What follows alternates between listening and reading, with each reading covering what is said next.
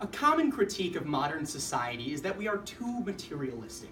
We are too focused on surface level issues, and we look at things purely based upon how beautiful they are and judge them based solely upon that characteristic.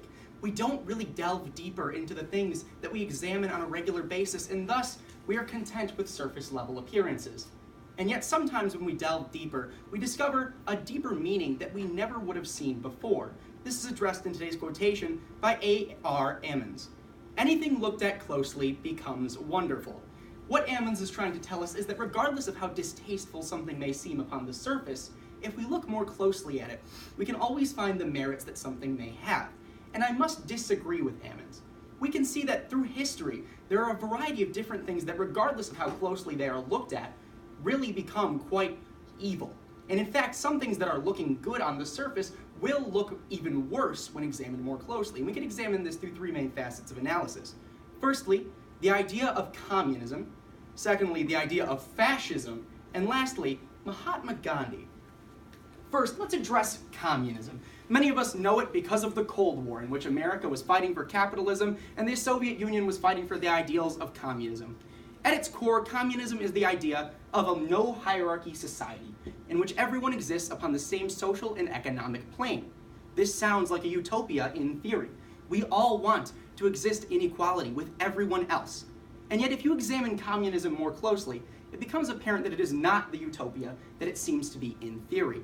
Communism involves a hostile takeover of the government by the working class. This working class installs a dictatorship that is supposed to be working for their best interests. And yet, as we have seen throughout history, every time this dictatorship comes to power, they maintain that power for as long as they can. They do not care about the working class, rather they only care about perpetuating their own power. So though communism seems great on the surface, when you look more closely at it, we can see all of the flaws truly come to the surface and understand why it's not much better when examined more closely. Looking at a different societal system, we can examine fascism as an instance where it looks bad on the surface and it truly is bad.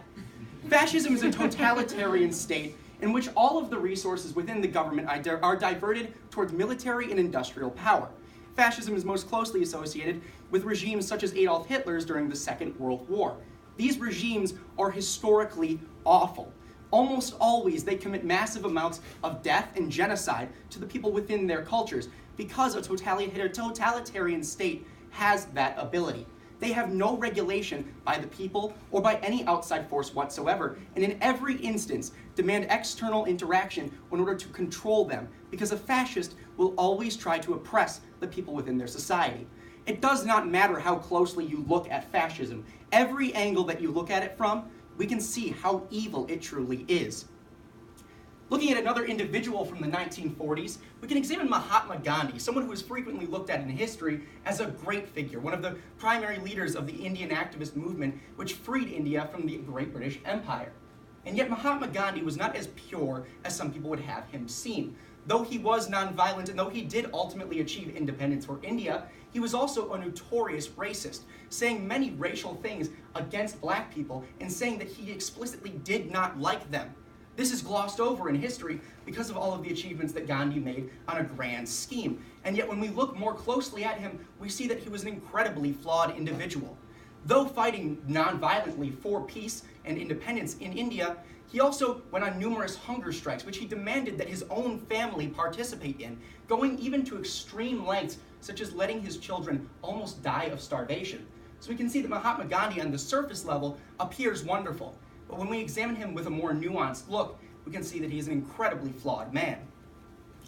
Having examined these three entities, be it the ideals of communism, fascism, or Mahatma Gandhi, it becomes readily apparent that things are not always better when we examine them more closely, as A.R. Ammons would have us believe today. In fact, when we examine things more closely, we almost always find the small flaws in the armor of those people.